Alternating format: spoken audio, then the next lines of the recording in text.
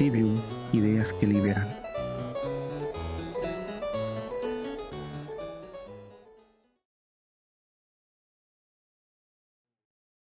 Saludos, mi nombre es Astrid Lugo y estoy aquí con dos panelistas importantes. Hoy vamos a estar discutiendo sobre la educación pública, tanto a nivel internacional como nacional. Conmigo está David Franceschi y también está Raquel Martínez. Saludos. Vamos a estar trayendo el tema de diferentes formas, como pie forzado.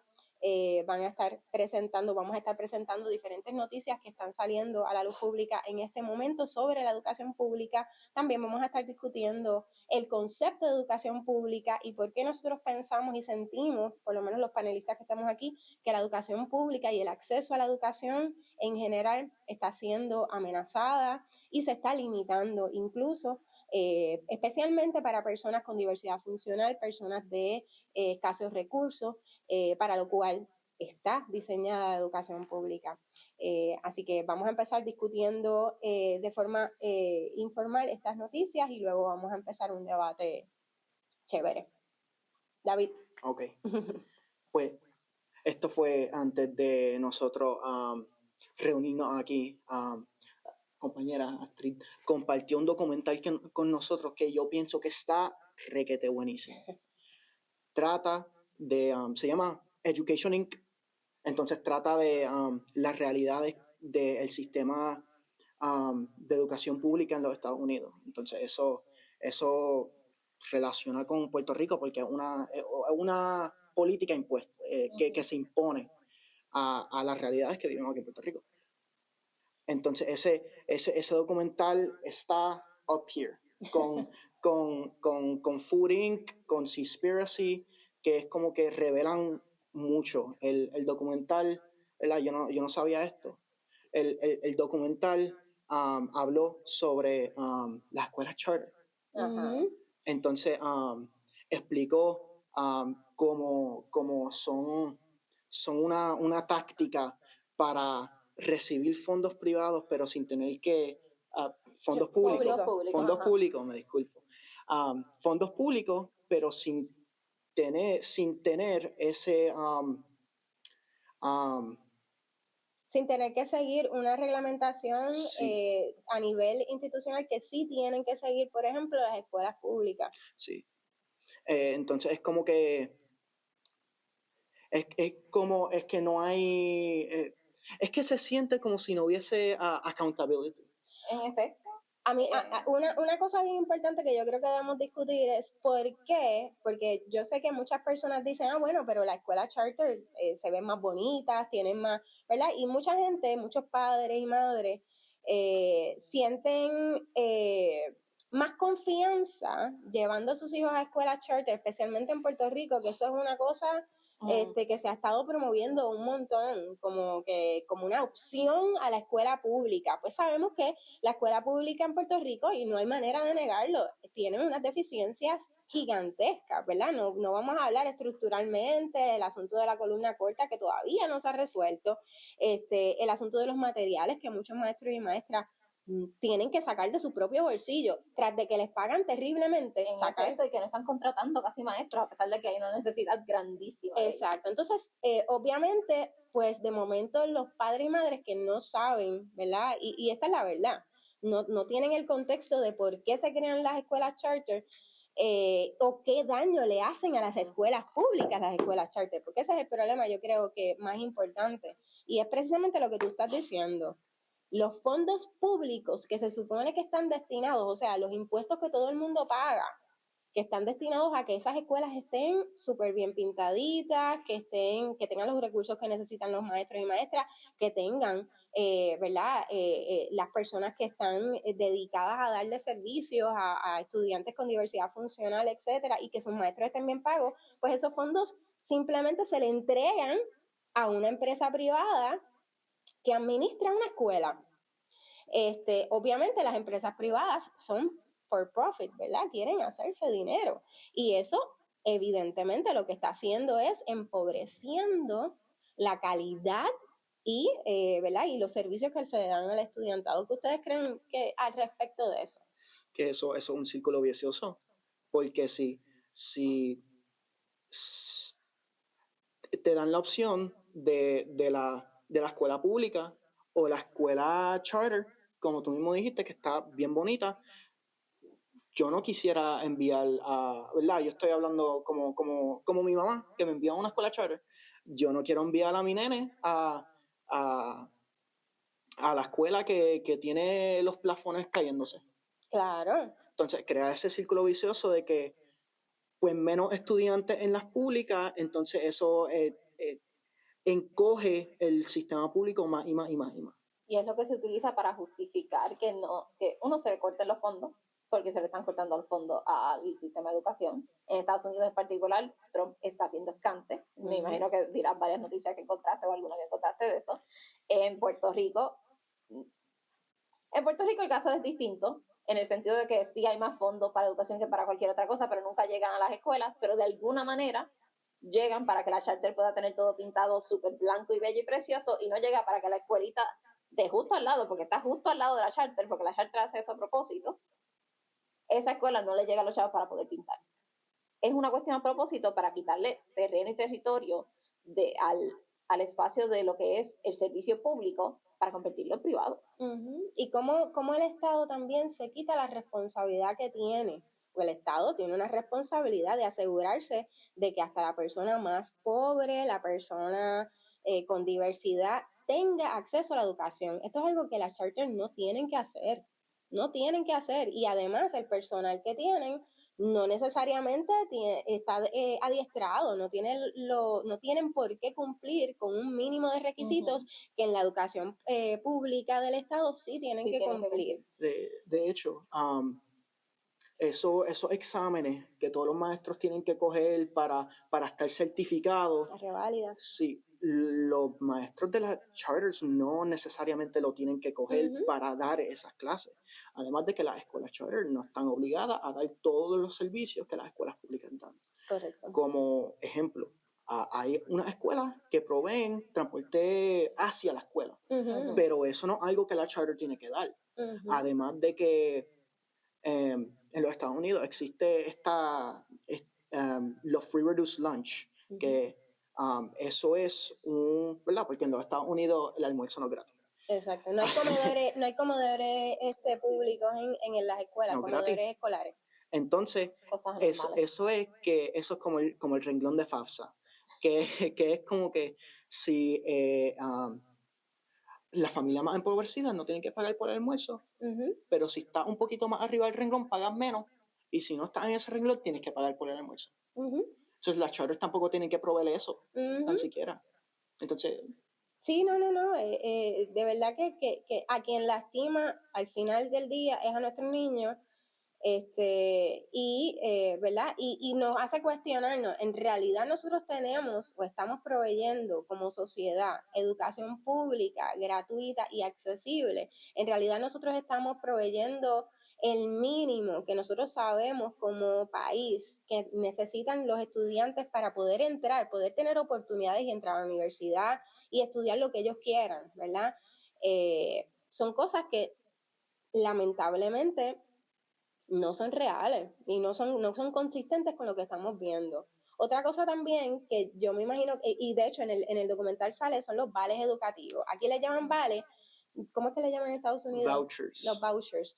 Que básicamente el gobierno, para darle la vuelta al asunto de las charters y también relocalizar fondos públicos que pagamos para asegurar educación pública a la gente, coge y te dice, yo tengo tantas becas, ¿verdad?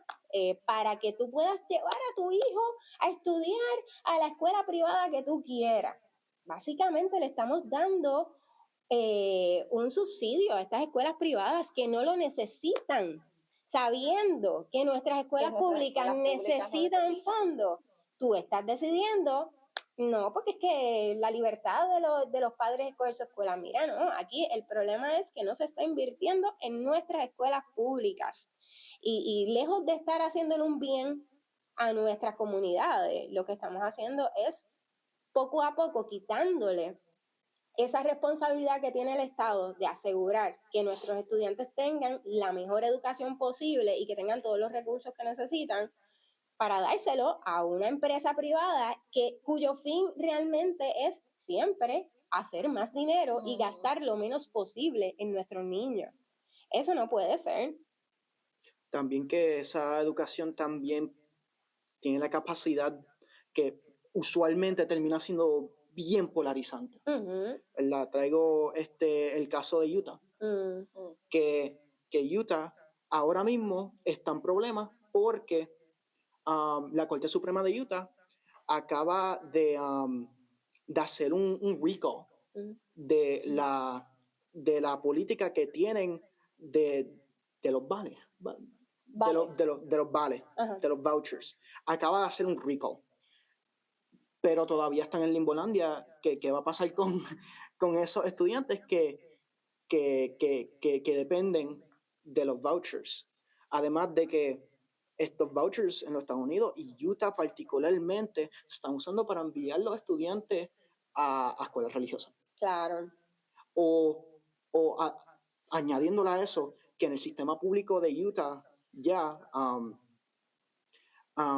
el Estado provee tiempo dentro del día para que los estudiantes vayan a clase religiosa. La ley dice que son clases de escoger, de que los estudiantes tienen la potestad de escoger qué son, pero terminan siendo clases religiosas de educación Latter-day Saints, porque la iglesia Latter-day Saints están adentro de las escuelas públicas. Oh, God. De las escuelas públicas. Entonces, este jueguito de que no estamos completamente relacionados, pero los estudiantes pero da la casualidad que estamos aquí. Tienen un periodo para ir a coger clases extracurriculares que no tienen nada que ver con la escuela. Sí, es un gancho. ¿Y por qué nosotros nos sentimos incómodos con la educación religiosa dentro de las escuelas públicas? ¿Verdad? Yo hago esta pregunta porque yo sé por qué. Yo, ¿verdad? Y vamos a sacar eso del medio. Yo no me crié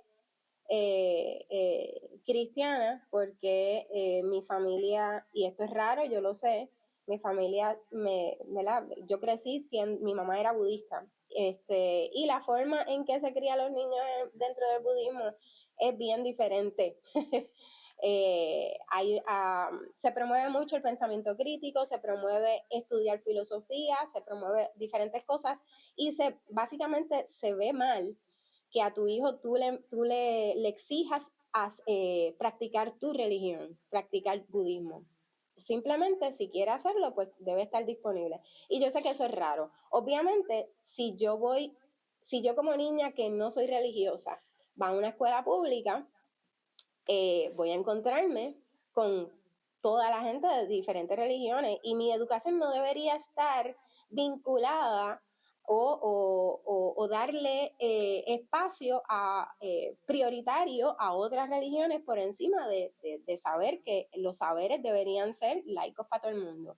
Y esa es mi posición, pero yo sé que eso no es normal. Yo sé que la mayoría de las casas y los hogares tienen de alguna forma u otra algún tipo de ¿verdad? Religión, casi siempre cristiana de algún tipo. Así que, ¿verdad? Me interesa saber por qué la educación pública debe ser laica. Para hacerte el contraste a ti, a mí sí me criaron cristiana, a mí me criaron protestante en particular. La educación cristiana tiene la particularidad, vamos a decirle, de que le gusta negar la ciencia. Le gusta negar la prueba empírica y le gusta negar realidades objetivas, probables, con ciencia, con estudio, le gusta negar la historia.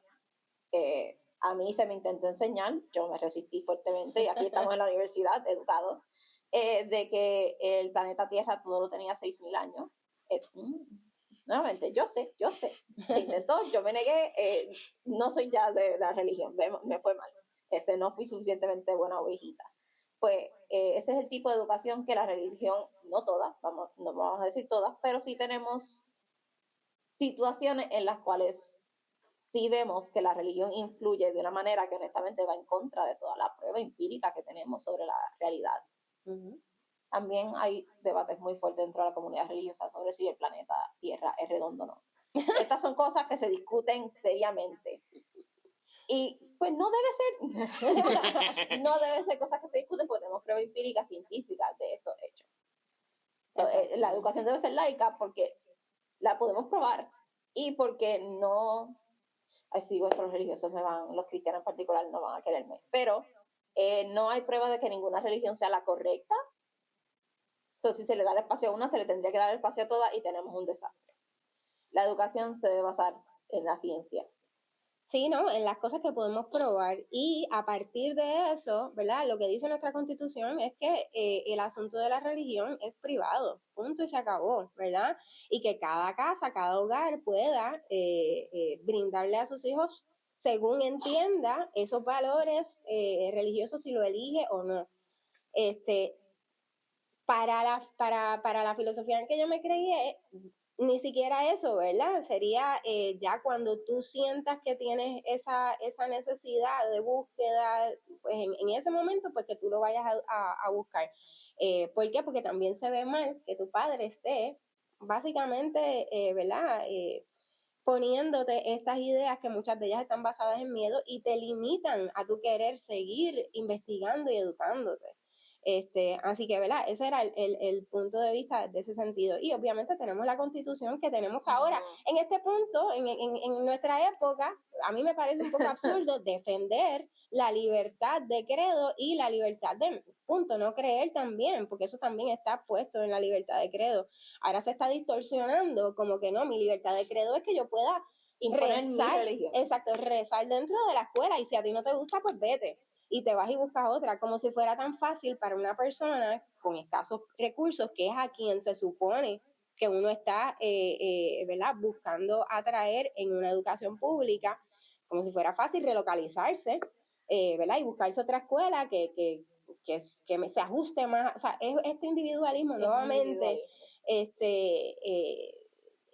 terrible, que no nos hace vernos como comunidad y más allá de cualquier diferencia ideológica religiosa, porque diferencias ideológicas, ¿verdad? Podemos tener y podemos debatirlas y el debate es saludable.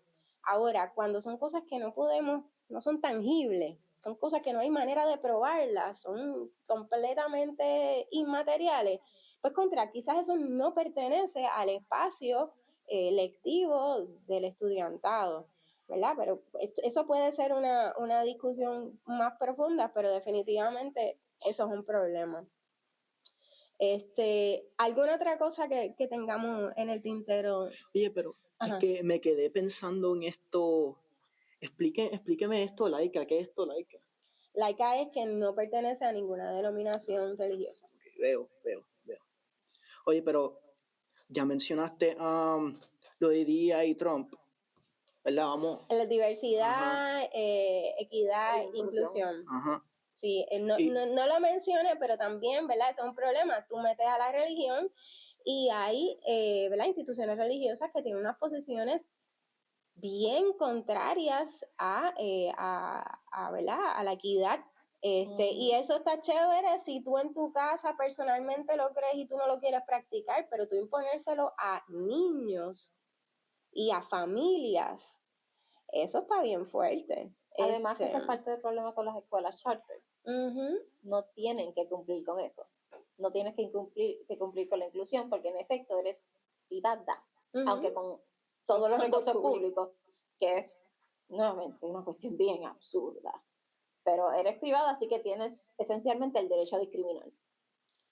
A mí me parece honestamente me parece una gancería. Porque una cosa es, si yo quiero tener un negocio, no, en serio, si yo quiero tener un negocio, pues quizás yo no me voy a poner a hacer un negocio con una necesidad básica como la educación. Entonces, si los fondos públicos están ahí para garantizar que la educación de excelencia le llegue a la mayor cantidad de personas, pues, mano, quizás eso no es hacia dónde vamos. ¿Querías decir algo? Sí, hablando de eso, de esa excelencia académica de manera más universal y realmente accesible, eso me lleva a pensar a estas noticias que yo veo de Finlandia. Que es como que en vez de utilizar estas pruebas estandarizadas, para, para basar la cantidad de fondos de que lleguen a esa escuela. Está basado en que todas las escuelas, ¿verdad? Porque eso es lo que yo acabo de decir sobre las pruebas, es como lo basan los Estados Unidos. Ustedes me corrigen, pero aquí en Puerto Rico se hace igual ahí con las pruebas. Aquí se hacen pruebas, sí. Se hacen pruebas, no hay una correlación tan directa entre los resultados de las pruebas y la cantidad de fondos que reciben las escuelas en Puerto Rico. Eso sí está más directo en Estados Unidos, pero aquí en Puerto Rico no. Sí, no, eso en la universidad ahora se está tratando de implementar, pero no en pruebas, sino en la cantidad de estudiantes que tú estás recibiendo, como si las universidades no dieran servicio, no hicieran investigaciones, o sea, lo único que hacen no es recibir estudiantes y dar clases, o sea, esas son cosas que deberíamos pensar, y aquí estamos hablando de educación pública en todos los niveles, porque por lo menos para mí, no sé cómo ustedes se sienten, y yo creo que es igual, la educación debe ser un derecho toda tu vida, un derecho a la que todo el mundo debería tener acceso. Y de hecho, ahorita hablamos de la religión, y es interesante porque cuando se empieza a hablar, ¿verdad? Vamos a hablar historia de dónde salió este concepto de educación pública, por qué nosotros creemos que la educación debe ser un derecho, ¿verdad? Y que debe estar accesible a todo el mundo. Eso antes no era así. Antes tú tenías educación, y la educación privada que tú recibías era porque tú habías nacido en cierta familia, y tu familia, como tenía cierto acceso económico, tenía tutores que tú podías, ¿verdad?, estudiar en tu casa, y por eso se le llamaba educación privada, porque tú estudiabas en tu casa y te preparaban para ser líder, ¿verdad? Qué chévere, qué conveniente. Las únicas personas que podían liderar eran esas. Más allá de eso, ¿verdad? Existían los seminarios en las iglesias, específicamente católicas, pero eran meramente para que tú, si querías estudiar ahí en esos seminarios, era porque te ibas a convertir en sacerdote o en monasterio, en las monjas, etcétera. Pero era limitado a eso. Y obviamente no estamos hablando de educación para las mujeres, porque eso es otra historia. Nosotras no pudimos educarnos hasta muy tarde, y por lo cual tuvimos que luchar fuertemente. ¿Cuándo fue que empezamos a hablar sobre educación pública como tal? Aunque no lo crean, esta discusión empezó entre Italia y Alemania, y empezó en poblados pequeños, y hablamos, ¿verdad? Tenemos que hablar de Lutero. Martín Lutero, aunque ustedes no lo crean, 1500, siglo XVI, es la primera persona que empieza a hablar de la necesidad de que la gente se eduque. ¿Por qué? Porque no porque quisieran tanto enseñar, ¿verdad? Esta responsabilidad social se trataba de poder retar lo que decía la autoridad.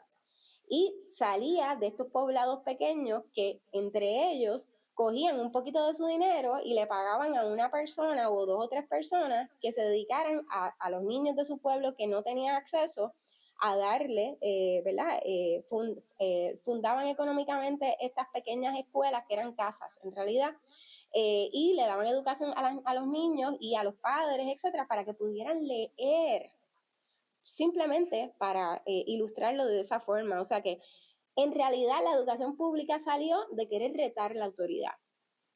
Esa es la verdad. De ahí es que salió, ¿verdad? Y de ahí también salió en el 1500 y pico, o sea, estamos hablando, y eso no sucedió hasta mucho más tarde de una forma formal. No era la corona la que daba a los chavos, eran los mismos pueblos de manera autogestionada los que hacían esto. Que uno se pregunta, ¿verdad? ¿Cuántos años tuvieron que pasar para que eso pasara en Estados Unidos y se implementara luego en Europa y en diferentes partes del mundo, y luego llegara a nosotros? Que en realidad se implementa más bien para como un método de dominancia, para más de 400 años. Sí, más de 400 años, y con todo y eso estamos en este debate, ¿verdad? De si hay o no hay que pagar para educación, o hay que, ¿verdad? ¿Cómo limitamos quién tiene o no tiene acceso? Y derecho a autogobernarse, que eso era de lo que se hablaba, el derecho y la capacidad de autogobernarse.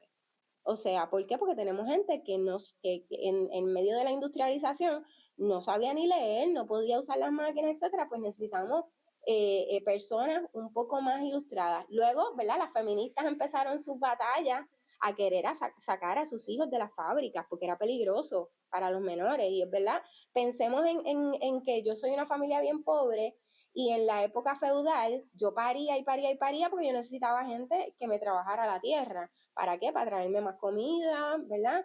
Y eso era lo único que yo tenía. En la época industrial, no. En la época industrial, ¿verdad? Lo que tenemos son las fábricas. Y se cambió, se nos viró la torta completa. Y las mujeres empiezan a pelear por sacar a esos niños, esos menores de la fábrica. Yo no quiero que mis niños se me mueran jóvenes. Básicamente era lo que decían.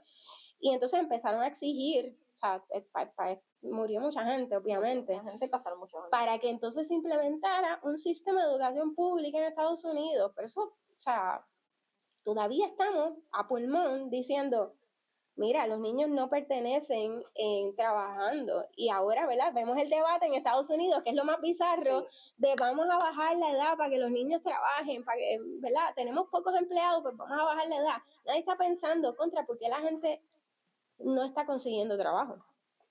¿Por qué la gente no está llegando a cuando ofrecen trabajo? Porque es que los salarios son una miseria. Entonces nadie se está cuestionando el sistema como tal. Simplemente es, bueno, pues necesito un empleado a quien yo le pueda pagar por debajo del mínimo, y de hecho está el debate de eliminar el mínimo, que esa es otra cosa.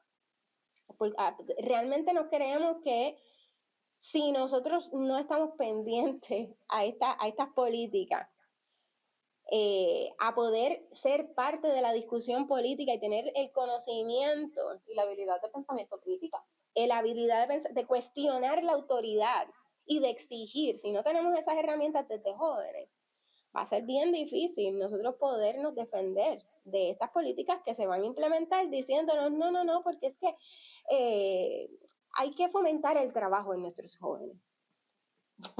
O sea, no sé, ¿qué ustedes están pensando? Yo estoy pensando que debemos aterrizar en Puerto Rico. Sí, dale, adelante.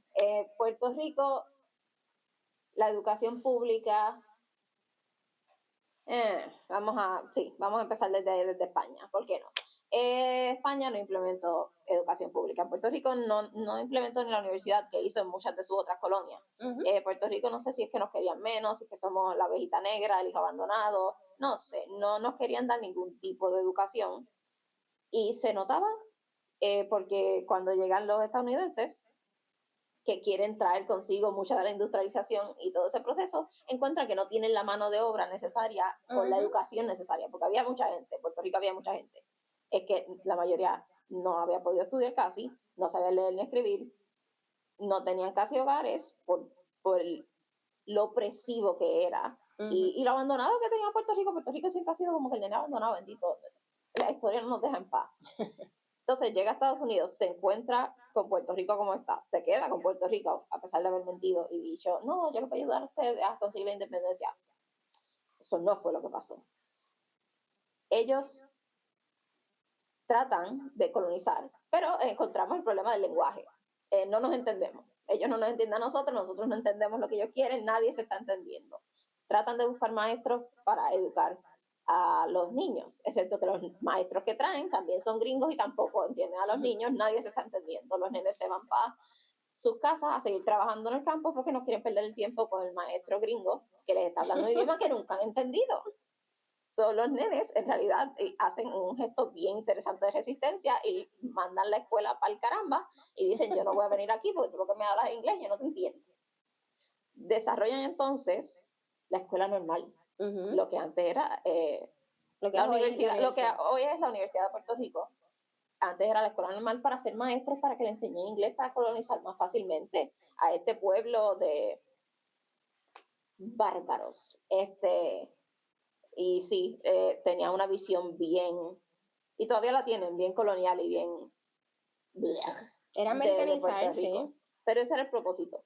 La educación en Puerto Rico siempre ha sido, por lo menos fue creada, y yo pienso que todavía es, como una herramienta para la colonización. Sí, sí. Y tristemente vemos que no está hecha con el bienestar de una sociedad puertorriqueña en mente. Vemos que hoy en día se tratan de cortar, se le han cortado un montón de fondos a la educación, especialmente universitaria. especialmente nuestra educación universitaria, pero definitivamente a nuestra educación pública, por este concepto de que, pues, nuestros señores imperiales quieren más Airbnbs, así que no hay necesidad para tener tanta escuela, cuando para tú limpiar el Airbnb no necesitas educación. Y ese es tristemente el punto de vista de este gobierno. Sí, sí. Y decirle gobierno a los administradores de la colonia suena un poquito falta de respeto a la palabra gobierno, pero está bien, es lo que tenemos, es la palabra que tenemos para hablar. Me entristece mucho, pero aquí estamos. Este gobierno que tenemos está haciendo todo lo posible por impulsar esta visión colonial, imperial, capitalista de Estados Unidos en nuestra educación. Y lo vemos cuando no le da las charters. Ellos, ay, sí, las charters son mejores, vamos a darle más chavos a las charters, vamos a darle más chavos a las charters. Y no le están dando los fondos a la escuela pública. No sé cuántos se recuerdan creo que fue el año pasado. ¿El año pasado, antipasado? Sí, creo el año pasado. Los nenes que empezaron a grabar los TikToks de las escuelas cayéndose en canto.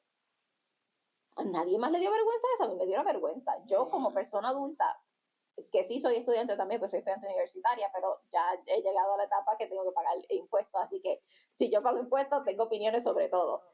No tengo opinión, no importa qué. No importa qué, pero pago los impuestos. Así que tú me dices a mí que mis impuestos que estoy pagando, que tengo que pagar, porque ahora trabajo también, y eso es lo mejor que tú le puedes dar a los niños. Esa cosa asquerosa de escuela, que no limpian nada, que hay goteras que no aguantan otro terremoto, que nosotros pasamos por un montón de desastres ambientales y esas escuelas no están hechas para eso, pero para las charters sí hay fondos y estamos haciendo esto. ¿Por qué? Interesante es que a pesar de que sí hubo una intención, de hecho la universidad, la escuela normal se supone que fuera gratuita, o sea, ese era el punto, dar acceso a la educación, ¿verdad? Como principio, pero para crear maestros para entonces, ¿verdad? Normalizar al estudiantado y hacer una fuerza de trabajo hábil que mínimamente supiera leer, porque, ¿verdad? Lo que se garantizaba era la escuela elemental para los menores. Eso fue cambiando, ¿por qué? Porque a pesar de que llega a Estados Unidos y por un rato han cogido de tontos a la mayoría de nuestra clase, ¿verdad? Dominante, que en ese entonces la clase dominante de nosotros sí era hispanófila, claro que era hispanófila, ¿por qué? Porque sus estudios casi todos se basaban en, pues yo tengo dinero, yo tengo tutores en mi casa y cuando tengo que estudiar universidad, porque aquí habían doctores y habían personas, era una clase bien pequeña y bien, ¿verdad? No era tan fuerte como en otras partes del mundo, pero esa clase dominante los hijos se iban a España, a Europa a estudiar y venían aquí con títulos, pero no se le pasaba al pueblo, así, y por eso esas desigualdades. Sí se hizo una resistencia, porque las personas que empezaron a querer ir a la Universidad de Puerto Rico y que sus hijos fueran, pues pertenecían a estas clases que tenían una educación europea y más relacionada a las colonias. Algunos de ellos estudiaban en Cuba sí había una universidad increíble, en México también, y había una relación continental entre lo que es Latinoamérica y Centroamérica, con Puerto Rico, con esa clase dominante, ¿verdad? Y hubo una resistencia en cuanto al idioma. Por eso es que nosotros vemos en nuestra instrucción que a pesar de que la educación pública al principio fue impuesta en inglés, la gente bajo ninguna circunstancia quería bregar. Esta clase dominante dijo, no, aquí nosotros hablamos español y nosotros tenemos estas costumbres. Empezaron a tratar de imponernos que si Halloween, que si un montón de costumbres que no eran, ¿verdad? Y aquí tenemos los católicos y el otro, o sea, hubo una cuestión cultural, ¿verdad? Que sí fue un debate importante en nuestra isla y es lo que tenemos ahora y por eso que todavía nosotros estamos hablando español mayormente, ¿verdad? A pesar de que eso, ¿verdad? En esta época sabemos que hay mucho inglés también en nuestra cultura, primordialmente en Puerto Rico se habla español.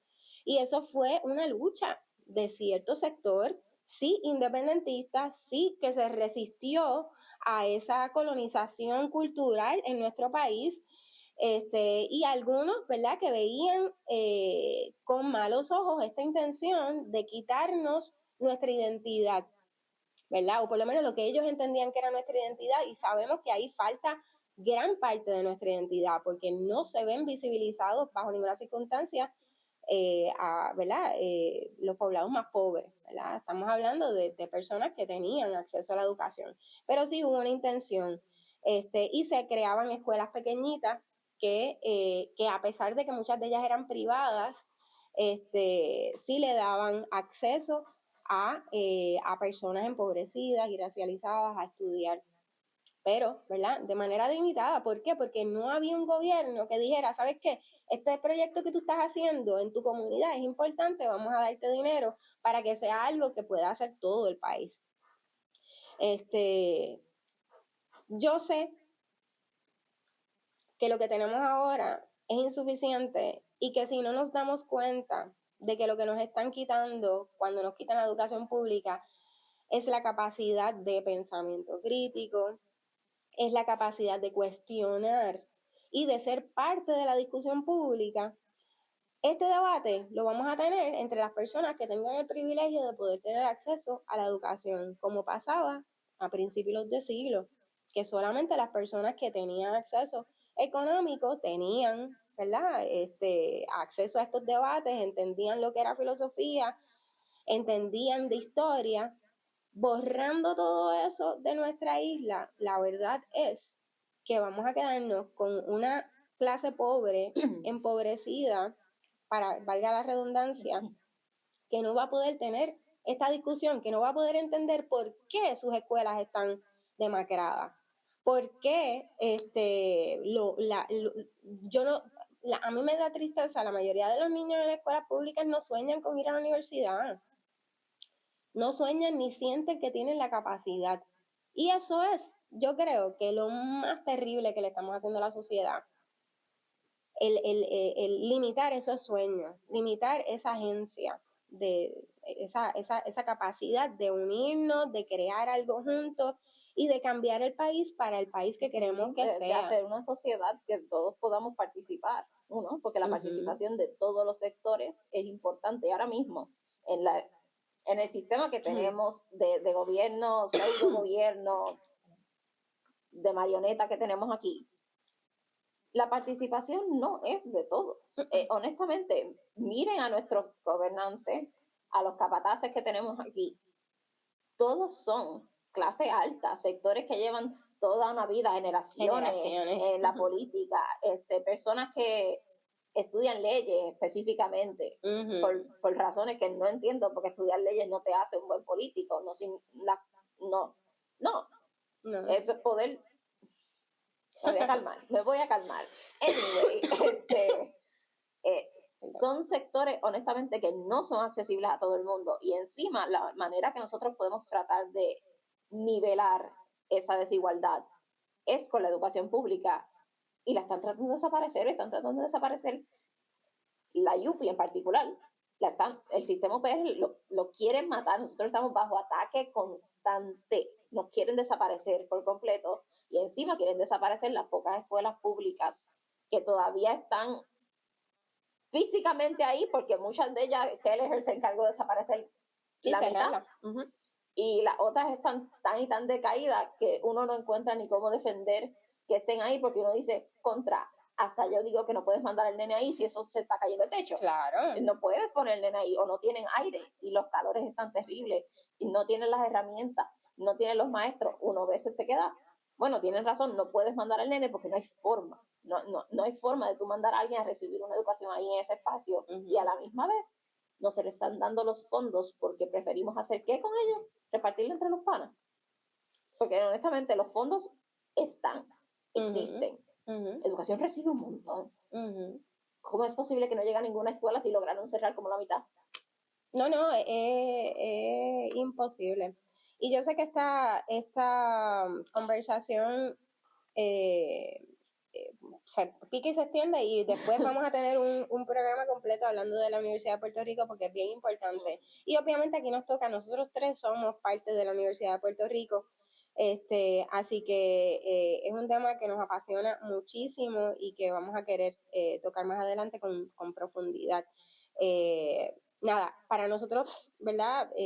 Gracias por estar aquí con nosotros y compartir con nosotros. Yo espero que tengamos la oportunidad de seguir discutiendo este tema con otra profundidad y también con enojo, porque sabes que la indignación nos ayuda a movernos.